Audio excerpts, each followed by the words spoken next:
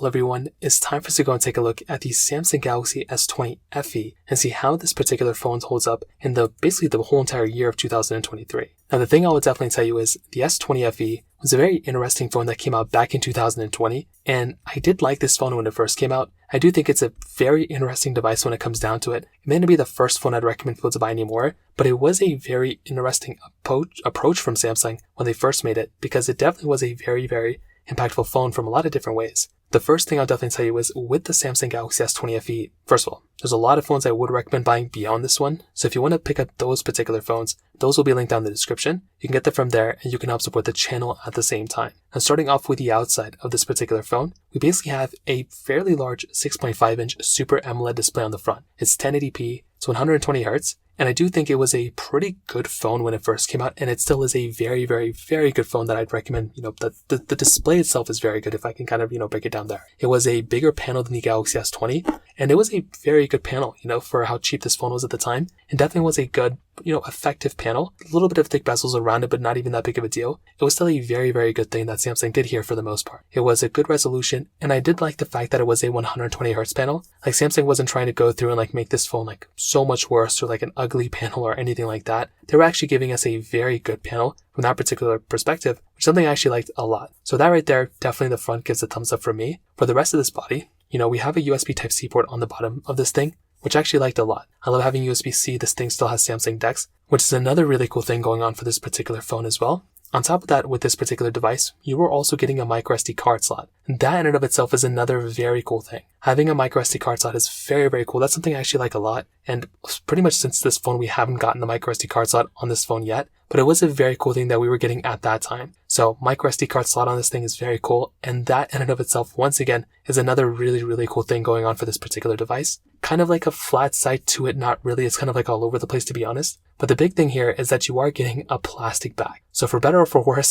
take it as you will. But that is kind of the funny thing going on for this particular phone, was that they did give us a plastic bag. Now it is a frosted plastic bag, which isn't terrible. But once again, I kind of do feel like Samsung could have done a better job here. We did eventually get another frosted plastic bag on the main flagship of the Galaxy S21. I have no idea what Samsung was doing here, but that was another thing that was going on here as well. Because Samsung just kind of threw that, at us on this particular phone. I'm not really too sure what was going on in their minds. They were trying to save money and, make more money. But it was a very weird thing and a very weird approach from Samsung here as well. We are getting a triple camera setup on the backside too, which is another really cool thing. Overall, and you're getting wireless charging and reverse wireless charging. Lots and lots of good stuff with this particular phone, which is genuinely very cool. But I will tell you, for the most part, very good device. I'm a big fan of this particular phone. I just wish the outside was a little bit more premium, but again, it's not the biggest deal in the world, and I kind of get what Samsung was trying to do here from that perspective. So that right there on the outside, that kind of covers it up. Now we're also getting basically a phone that was supported with software for quite a bit of time. This phone was still supported with software up until the last version of Android, which I think was cool. I love having,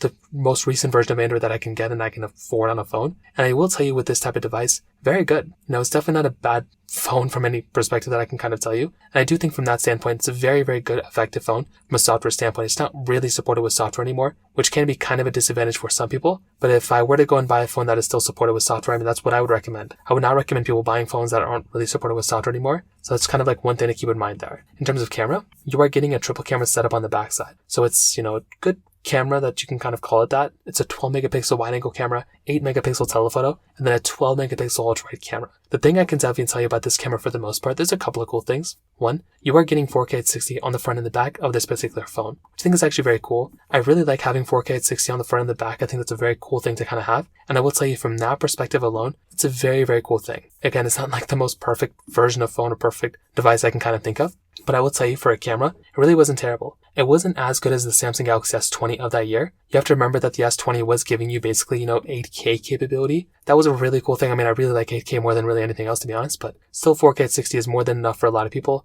And I will tell you, from that perspective, it definitely gets a thumbs up for me. So for how cheap this phone is and for how good this phone is, I definitely do think it's a good, effective screen. It's a good, effective camera. There's really not a lot to complain about this phone right now, maybe besides the software not being supported right now. But beyond that, I still think it's a very good device for the most part. And it definitely gets a thumbs up for me from those sides. Except for for the software right now. In terms of the software in terms of the pricing strategy right now, this is another interesting thing going on for this phone. So when this phone first came out, it wasn't really the most expensive phone of all time. It was a fairly cheap device, if you can kind of call it that. It wasn't super expensive, and that was something that was very cool with this type of device, because you were able to go and get a phone that doesn't cost that much money, and you were still getting flagship-like features that you were getting basically on the Galaxy S20. The problem with this, for the most part, is that this phone has gone down in value a lot, but this phone, software-wise, isn't really supported.